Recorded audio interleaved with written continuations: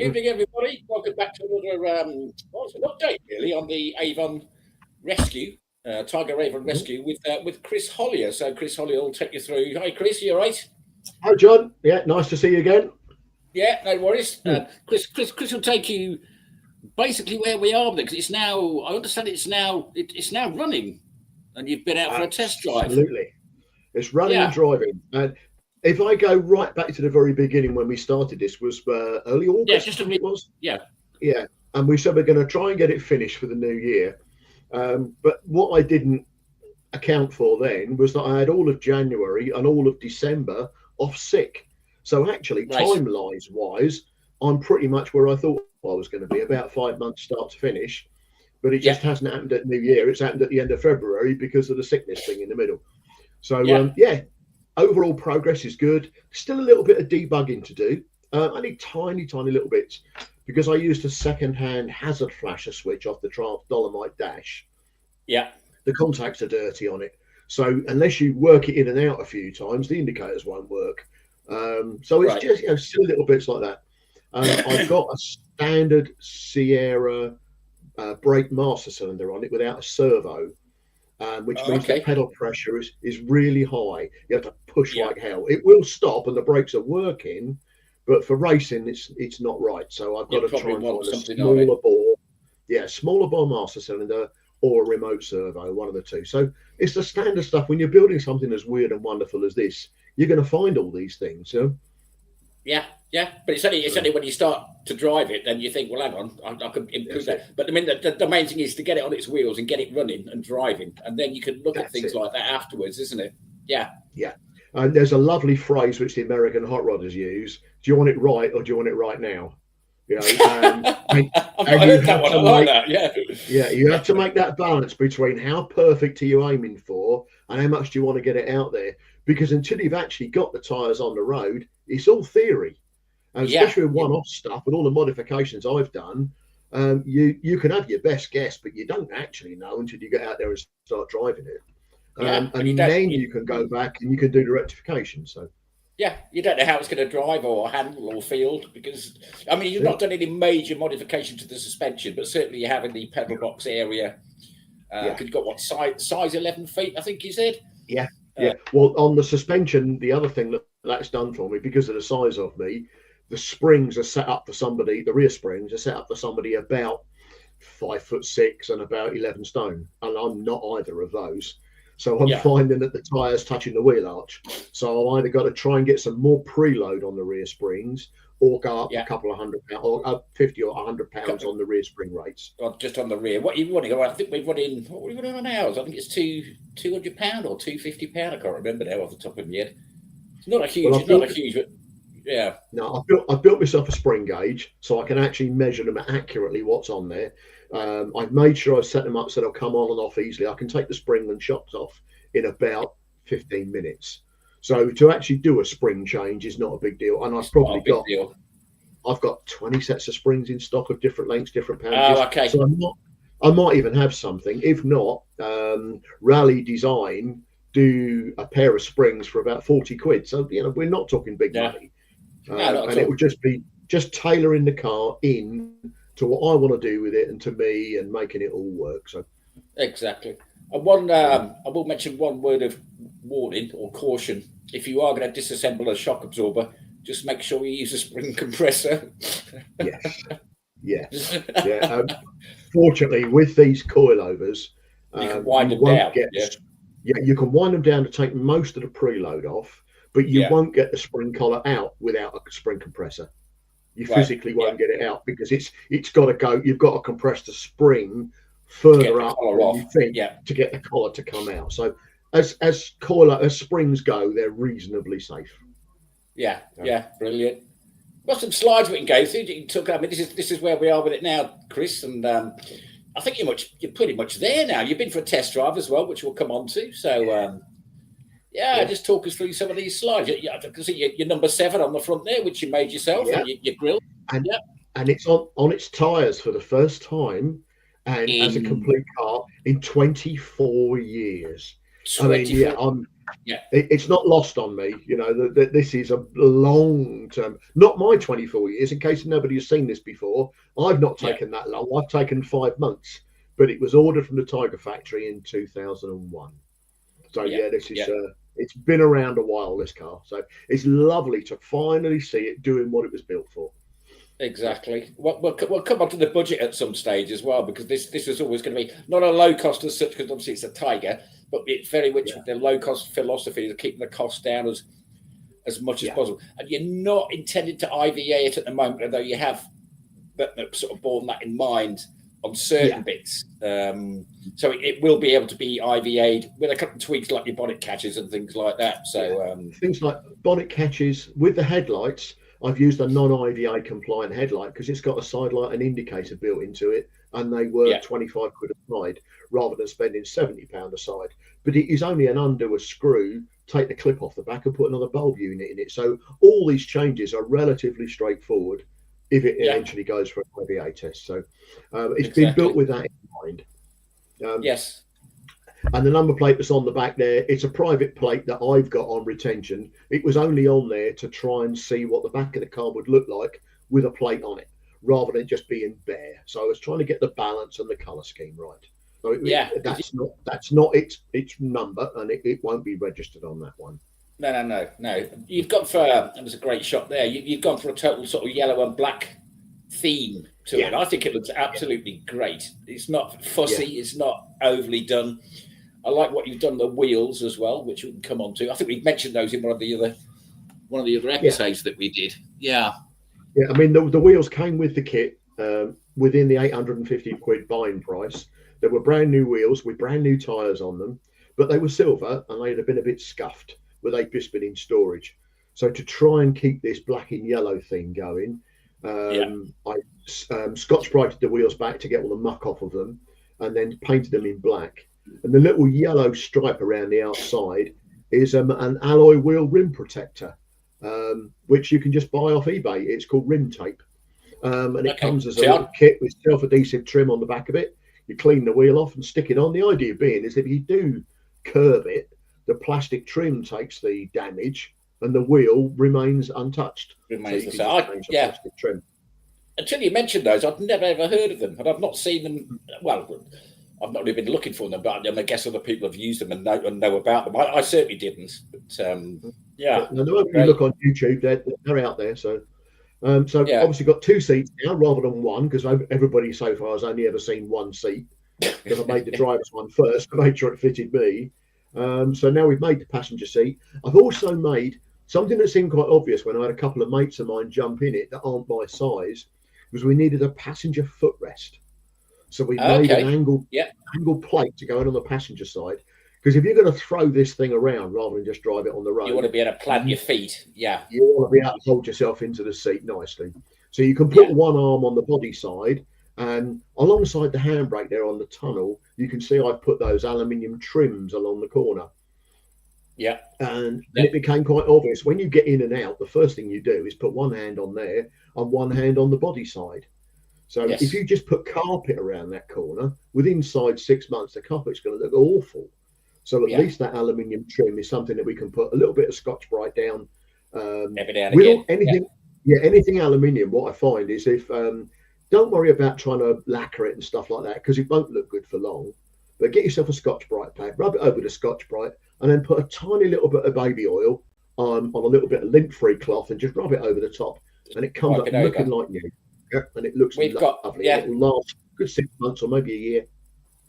Yeah, we've got the same on ours. Those, as you said, the little aluminium L channel, whatever you want to call them. But ours do need a bit of a clean, because they kind of like oxidize almost. They do, yeah. And just I'll go one more little detail on them. Rather than just being an aluminium L section, they're called a bird's mouth trim. So the outboard corner is actually rounded off, and so are both the edges. So it's really kind to your hands. You can lean on it without any sharp edges on there. So it's just an aluminium extrusion. It's easy to get, but it's a little bit more expensive than aluminium right angle, but so much nicer to work with. And I used another piece again, where you can see the top seatbelt mounts there. I've used a piece across the back of the seats there as well for the same reason. Oh, yeah. Nice comfortable edge. If you put your hand behind you to give yourself an extra little hoof to get out the seat, you've got a nice smooth edge to put your hand on. Yeah, not going to catch yourself on anything. Yeah, brilliant. Yeah. Mm. And we'll come on to your dash, because your dash is pretty much finished now as well. You mentioned possibly about a couple of the switches or gauges or whatever, but great design on that. And there's a great episode because you've designed this all yourself as well. And because the Tiger dash is not that deep, it fits the Tiger clocks perfectly. But you obviously went the Dolomite route, which were never going to fit on the Tiger dash. No, and I had to move the steering column up as well, which again encroached into where the gauges would normally go. So if you tried to put standard gauges or Tiger gauges in the dash where I've got the steering wheel, you wouldn't be able to see them. So it was always form followed function every time on this one. It had to. I had an absolute stroke of luck with a Speedo cable. I was looking. I've got a box of about 40 old Speedo cables. I keep all this crap because I build so many cars. You need all these weird and wonderful bits. And I knew I had a Type 9 Ford gearbox, which has just got a little flat flange on the end of it, which is held in with a circlip. That's fairly normal. But the Dolomite Speedo has a slide-on fitting with a little plastic clip that goes in the side. Okay. I thought, well, at least if I can find the bits for both ends, I can then send them off to somebody and get them to make me a bespoke cable with the right ends in the right length. And in the bottom of this box, I'd been through about 10 already to try and find one that was long enough. And lo and behold, here was one that the right ends and the right length for free, sitting in a box of old junk. So chuffed a bit for that. Yeah. So all the other people out there that are keeping stuff in your garages and tucked away in cupboards and stuff, if your missus says chuck it out, no, keep it. It'll come in handy. That's what I say anyway. You're probably going to save yourself many hundreds of pounds. Yes. If you're only going to build one car in your life, then you're not, because once you've done it, you might as well chuck all the extra stuff away. But if you're going to build more of them, especially the way I do stuff, whereas I don't build a kit car as such, an assembly job. It's bespoke. All of it is bespoke stuff. So you need all these weird bits. Yeah. I must admit, I can't. Which one was it now? I think it was our clutch cable went, and we just bought a generic one online. It was really cheap off eBay, but then when we got it, we spent more time trying to then source the end connectors, and they, do you know what I mean? And they just wouldn't work. And then I think the accelerator cable went, but I found a great bike shop. Guys, don't forget bike shops, motorbike shops. I found a great bike shop down in Gloucester who builds speedway bikes. And I gave him a ring. I said, "Look, I've got this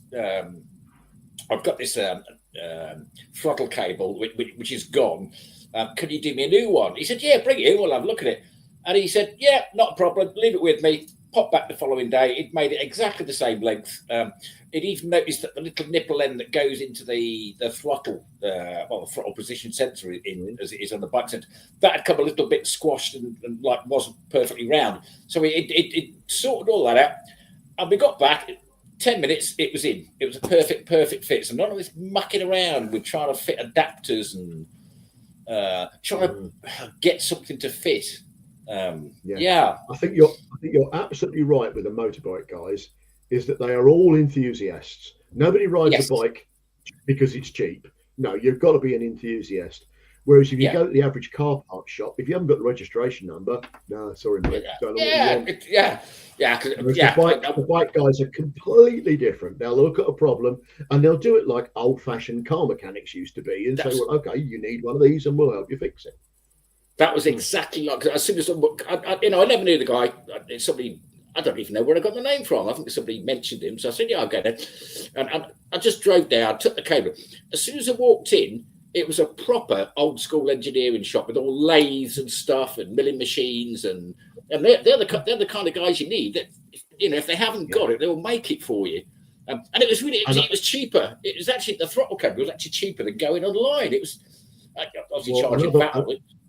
Yeah. Another little bit I'd add on to the end of there is if they are a bit more expensive, just pay it, because you might need them again. And if you don't pay them, if you don't support them, they won't be there next time. So these little old boys, they're not earning a fortune out of you. You may think it's expensive, but I bet they're earning minimum wage, the majority of them that are doing it nowadays.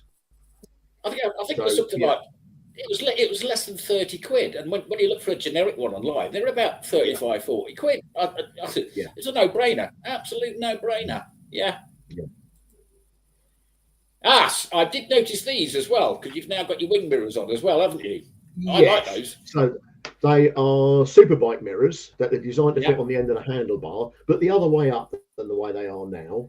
And I made that little tiny flat bracket to fit through the wind deflector onto the aluminium strong upright panel that's behind it. So there's no vibration. It's not mounted on a bit of thin aluminium. It's mounted right through into a bit of 15 mil thick alley on its edge. Yeah. And then the bolts that hold it on are drilled and tapped into it. So I was delighted when I drove it down the road for the first time, how stable they are and quite how good the view is, because you see over the top of the rear wheel arches. Whereas so many guys who put mirrors on the edge of the scuttle, you get a great view of the rear wing and sod all else. Nothing else. So, this is there was somebody else on one of the forums saying, I'm looking to get some carbon effect mirrors or even carbon fiber ones. Where should I look? And I just immediately just replied back and said, go and have a look at some of the motorbike ones. There's loads. I mean, a lot of the manufacturers do them as well, sort of motorbike style ones. But we're the same, because our mirrors are mounted right at on the side of the scuttle, quite low down. But because the motorbike ones have got a very long kind of like shaft or whatever, they really stick up over, so you can see well over the back of the rear arches. So if you're struggling for mirrors, go and have a look at motorbike ones. Yeah, well, I started off looking on eBay like everybody else does, looking for a design or a style. And when I found the ones I like the look of, I went onto Marketplace and I found a second-hand pair. And these were 25 quid a pair rather than £90 for the pair if you buy them new. So at least you know what you're after then. And you can say, right, if they're these, they'll work and I'll use them. So, nice exactly. And as you say, and you've only got to look at it, you're going to be able to see. Well, you can see that in the reflection of the mirror there. You can see it's looking well over the top of you, on the top right there, looking well over the top of the arch there. Brilliant. I haven't got a centre rear view mirror at the moment, but that's something that might come along at a later date. So I'll work on that one. Yeah, I think, well, I mean, you're not going to IVA it currently at the minute, but I think for IVA, you only need, is it a passenger one and a central one? You don't need a driver's side one. But it looks odd if you don't fit a driver's one, to be honest. You may as well fit it. But I think you can either have one either side or a driver's and a centre. I think that's the deal. So you don't have to have all three, but it's a 2 or 3 if you wanted to. So that's what I thought. And again, we're looking at your wheels and your wheel trim there. I really like that yellow, the black and yellow. And you've got your stone guards on there as well. Yeah, I had, when I did the wind deflector, I bought quite a lot of that carbon fibre wrap. And it wasn't expensive, and I had some bits left over, and I knew I wanted to make some stone guards because all 7s suffer gravel rash on the rear wings. They just do, because it comes straight off the front wheels and splatters up there. And within 50 miles, if you've got paint, it's even worse because it will just chip it off. But if you've got gel coat, it won't be long before it's peppered with little stone chips. Starts crazy. Absolutely. So I thought I'd stick a bit of that on. It's reasonably thick, so it will give it some protection. And if every season I have to take that off and put a fresh bit on, okay, it's another 5 quid's worth of carbon wrap, just to stick it on the top. So, and it adds, again, it's bringing the black and yellow colour scheme in and keeping it looking like it should be there. Yeah, it looks brilliant. Another shot of the rear of the car there, and you've got all your lights in place and your rear fog. No reversing light, but I don't think you need one for no. You don't IVA, do you? No, I don't think you actually need one. If it's fitted, it has to work. But you don't actually need one. So, and all the light heights have all been set up within construction and use positions. So they should, again, you might want to change they're not E-marked lamps because they're LED lamps, but it would be simplicity itself to change them over to an E-marked lamp in that position. So it would again be a very, very doable thing. Even things like the fuel filler is flush, all the bolts holding the roll cage on are all flush. So there's no unusual projections there that are going to fail anything. The only thing projections wise that I would need to do for an IVA is the edges of the front fiberglass wings need that push on tight and fast edging, push round them. Yes. The black stuff Yeah. that just pushes on. And then the bolt heads for the wishbones and the lower shock mount, they would also need push on plastic caps to go over. Like nut covers, yeah. That's it. Covers, easy stuff. Yeah. Yeah. Nice, easy and cheap stuff. Yeah, brilliant. Do you want to mention about budget then? Because I think you were looking to get this on the road. Well, not on the road as in IVA, but certainly off for motor racing. And I think you were looking at a £2,000 budget, but I think you've gone a little bit over, but not far, have you? I've gone a bit over. I mean, I paid £850 for the unfinished project in the first place, and with everything I've done and making it turn out to be a nice car, I'm in for about three, somewhere around about there, maybe £3,400. So yes, I'm over my £2,000 budget, but I'm still well within the realms of how cheap can you actually build a car nowadays? And I challenge anybody to build one for much less than that. Even back in the old Dutton days in the 1980s, you'd have been probably in for more than that. It was. Ron Champions. I mean, £250. That was a few years back, but yeah. So that was part of the project which I enjoyed the challenge of. I didn't have to build a cheap car. I could have gone and built a £10,000 car, but it was just. I've built so many cars. It was nice to have a different reason to aim in that direction, and it was like, okay, let's build it on a budget. Let's prove it's still possible.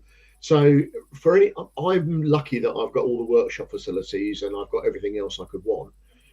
But it means that realistically, if you had say £5,000 to spend, you could buy an unfinished project and you could probably put yourself together a done finished car for £5,000 or a bit less, which is achievable now for most people. Yes, exactly. I mean, to be fair, you've already mentioned it. I mean, just to be clear, that you've got full workshop facilities. You built about 140 kit cars, so you know your way around kit cars. I mean, your average. I haven't got that experience. I've not got a milling machine. I've not got a lathe or anything like that. But yeah, if you're in, it still can be done, as you say. Yeah. And yours will come in less than £4,000. Yeah. But, so the plan from here is, it's, as I said right at the beginning, there's still a little bit of debugging to do, just a few little bits and pieces, but it's running, it's driving. I'm straight on the next project now, though I'm already in the middle of the workshop and I've had the last 3 or 4 days on it. So it's now going to sit in storage until Kitfest, and then I'll bring it out. You're bringing it to Kitfest, yeah? Yeah. Every plane to come, as long as the weather's not dire, I'll be there. And then at least I can. If anybody wants to come and see it, come and talk about it, take the piss out of it, I don't mind. Just come and say hello, and we'll get the car out there. I'll do the parade lap, but I'm certainly no intention of starting to do any quarter mile times in it. It's not set up for that, and it's not ready for it yet. So rather than embarrass myself and break the car, I'll just admit defeat and say, no, okay, it's going to have to wait until another time. Yeah, I mean, they do let you can just trundle it round. Obviously, don't do burnouts on the outer parade lap, the outer laps and stuff like that. The perimeter roads, I should say.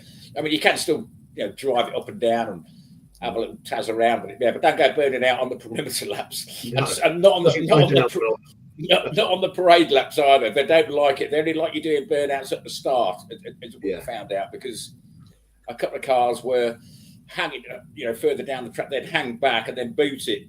But all I did was put divots in there because it's a rubber track. All I did was put divots in the track, and they weren't happy with that. So if you are going to go on the parade lap, don't start thinking about you're going to gun it and do burnouts. Just don't.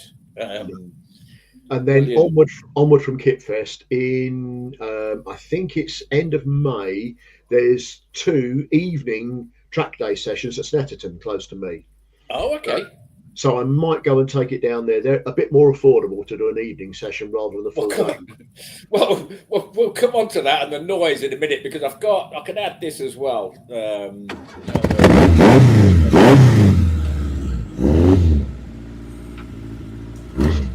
This is your first test drive.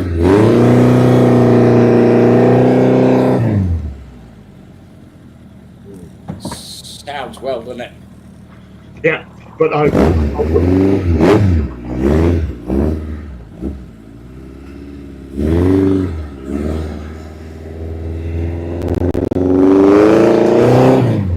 will add that the microphone was on me, not just on the camera. So Not just on the yeah. camera, yeah. And I fit inside.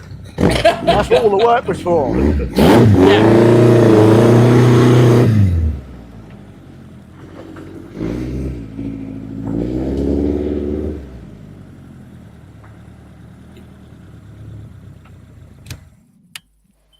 Well, there you go. From start to finish, you've seen the whole thing. From when it was literally a bag of bones to a fully finished car. From here, the next stage is to do some more road miles on it, a bit more debugging, some fine tuning, and then hopefully within a couple of months, get it out on its first track event and see how it fares. So I hope you've enjoyed the series. Give us a comment, let me know. I'll keep you up to date with all the other cars we're doing because this isn't the only one. There's plenty more out there. And I'll see you again next time. Yeah, there you go. Nice to be able to wrap it up and say, right, yeah, we started with the right intentions. We've got this far. We've turned it into what we said we were going to turn it into, and here it is. It works.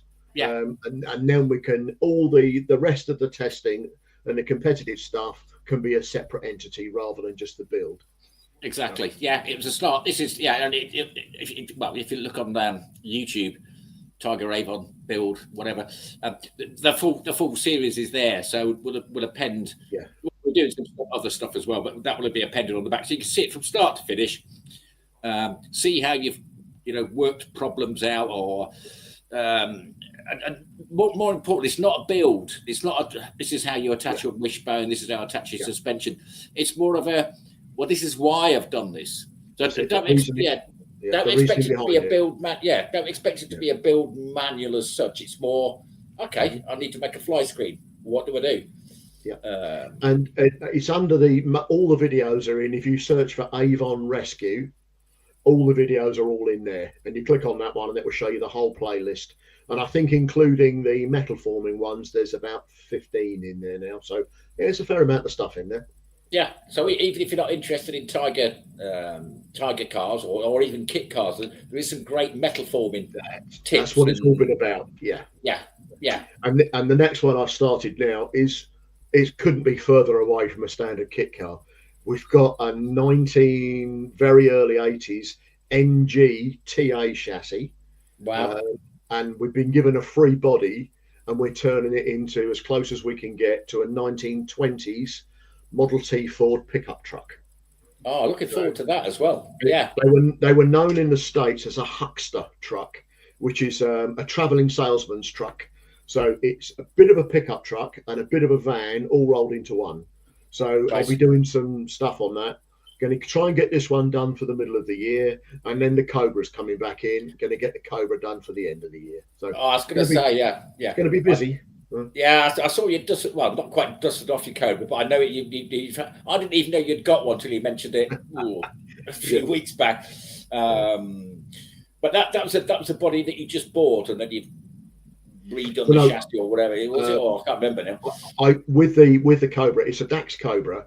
I bought an old abandoned Cobra kit that had a Reliant Scimitar SS1 chassis underneath it. Okay. Awful, absolutely awful. But the body was quite good. And I paid, I think, 1,100 quid for the body and the chassis. And the chassis. It was, and it had all the running gear with it and everything else. So it was a very good starting price. Then I approached Dax to see if I could buy a chassis off them for a magazine article for what was then Kitcar magazine. Yes. And they said, well, if you're going to build one of our chassis, we'd really like you to put one of our bodies on top of it so we can call it a proper Dax. And they offered me a whole body for 995 quid. So I couldn't say no at that kind of price. So it's a Dax body and chassis. It's got a 4-litre Rover V8. It's got a Tremec T5 gearbox in it. Yeah. It's got the Dax, the Dion rear suspension, but standard wishbone front end. It hasn't got the camber compensation. Hasn't got the camber comp. Okay. No, because that was a big cost upgrade. And for what I'm going to be using it for, it wasn't worth it. Because if you're going racing, it's a brilliant piece of kit. It's a really lovely, elegant design. But for Yeah. bashing down the M4 and going to a show, it's wasted. So it Yes, wasn't exactly. worth spending the extra money for it. And that's a and what, the Kappa comp is still patented. So yes, yeah, yeah, and it is. it is Peter Walker. It was Peter Walker, wasn't it? Yeah. Yep. And it really is a very, very good piece of design. But what Yeah. I'm trying to do is, rather than trying to build the Cobra, the blue with the white stripes and side pipes, as a 427 competition replica, I'm trying to build the car that ACs would have made if Carroll Shelby hadn't been a success over in the States.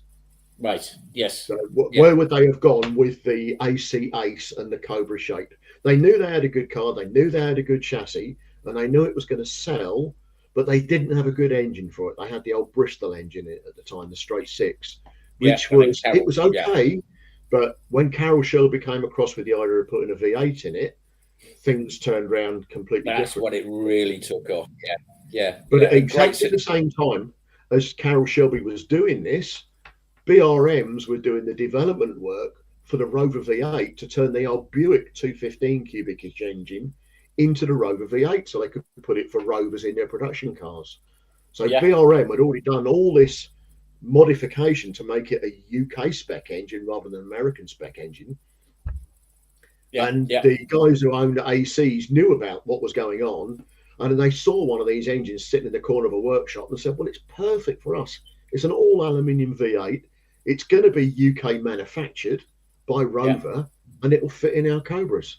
So our Ace, it was going to be the Ace, I'm sorry. So it was only ever a Cobra really in the States. Yes, yeah. And obviously with the Rover, as you say, you've already pointed out, it's all aluminium, so way lighter. Yeah. And so I've tried to make what would be, if you can imagine what the Austin Healey was, it wasn't a racing car, it was a gentleman's touring sports car. But sporty touring car. Yeah. So I'm going down that route rather than trying to turn it into a 427 clone. It should be an interesting project. It's about 3/4 built already, but it's been on hold for I don't know how many years because I've been doing customers work and doing other stuff. And it's just been sitting up in the barn. So it needs to come out the barn, get on and get finished. So that'll be another one that I'll do for a series. And hopefully, if 7spot are interested, we can stick it on there and we can show you how far we've got. I've got hundreds and hundreds of still photos from when it was first being built from the chassis up, when it was a magazine feature car. Oh, brilliant! That'd be absolutely excellent. But I've got no video footage from back then. I've only got the still photos. So the video will start from where it is now with the engine and gearbox in. It's painted and trimmed, but it's not running. I've got all the fuel injection to sort out on it. Got to go through. It's definitely going to have to go through an IVA test. This one, absolutely. So that'll be something that I'll document as well. What needs to be changed, what needs to be sorted to get it through, because it was never an IVA compliant kit when it was first built. It was too early for that. So. Yeah, exactly. It's almost going to be like your Tiger Avon rescue. It's not a DAX rescue because you've been building it already, but it's a similar theme that it's at a rolling chassis stage now, and this is what you're going to do to finish it, and how to make it sort of your own sort of personal choice. It's just you don't want it looking like a traditional, blue white stripe Cobra. You want to do something not different, but it's still got to be recognisable absolutely as a Cobra. I'm not trying to take that bit away from it. I just think that the shape itself is so pretty. It needs a very subtle rework. Do away with the pipes. Got an underslung exhaust. Do away with the great big chrome nudge bars all around the front and a great big chrome nudge bar on the back. I understand why they were on there, but I'm a great fan of. Have you heard of Chip Foose over in the States? He does a lot of custom. No longer with us, but great. I used to love that series. No, Chip Foose is still with us. You're thinking of Boyd Coddington. Boyd Coddington. It's that Boyd Coddington. Sorry. That was Hot Rods by Boyd. Yeah. Well, Chip Foose used to work for him for a while, but Chip's one of those designers that will take a design and knock all the awkward bits off of it by making it simpler and smoother. And I really like that style. it takes things like door handles off and just like gives it a totally clean look, and it does, it does look better. Yeah. Yeah. Well, what I've done with the I'm going to have overriders on the Cobra, but rather than using the cast ones, I've actually molded some in fiberglass, because that way then I can shape them into the body and I can tuck them right in close. Now that's twofold advantage. One, they look nice and neat, but secondly, the IVA tester can't get his edge radius gauge on the side of the overrider and say, oh, that's too sharp, you can't have that. So it's a twofold thing. And I've done them in a chrome effect paint rather than actually trying to get them chromed on the plastic. So it's just that little bit tamer rather than being all glitzy and blingy and side pipes and chrome and 9-litre V8s and all that kind of crap. So I've just toned it all the way down, make it more English, British rather than American. American bling, whatever you want to call it. Yeah, brilliant. So so hopefully by the end of the year we'll be able to have a look at that one and maybe drive that around the yard as well. That'd be lovely. So. Absolutely brilliant. We're definitely going to keep in touch with you on that then, without a doubt.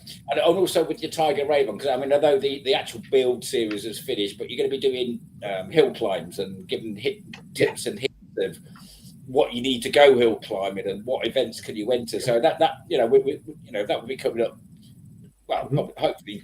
You said you go to Snetterton as well, didn't you? You're looking at Snetterton. Yeah, I've got. There's a couple of evening track days at Snetterton, May, June time.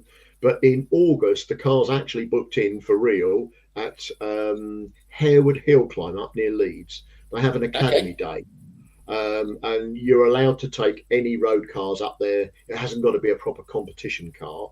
And they teach you how to drive the hill. And it's an instruction day, and it's very, very good. I've done one already in my NGTC V8 and thoroughly enjoyed it.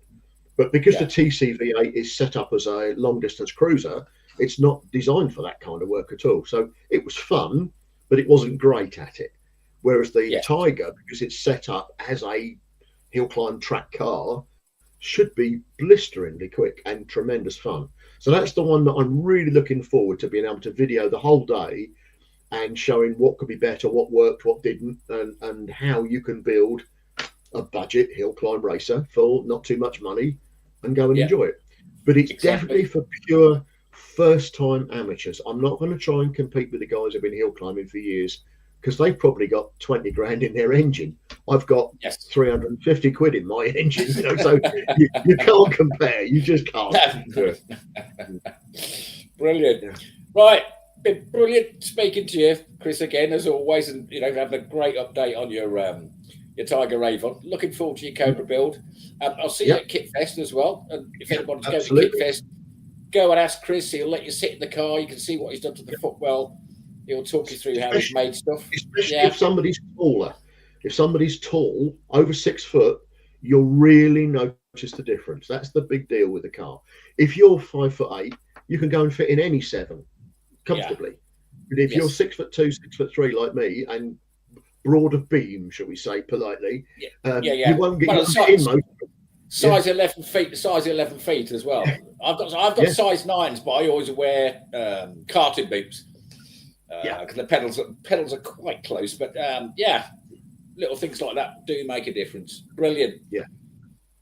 All right, Chris, great speaking to you again. See you at Kid Fest. In the meantime, be seeing you. I'll see you soon. Cheers now. Catch up with you next time. Cheers, Chris.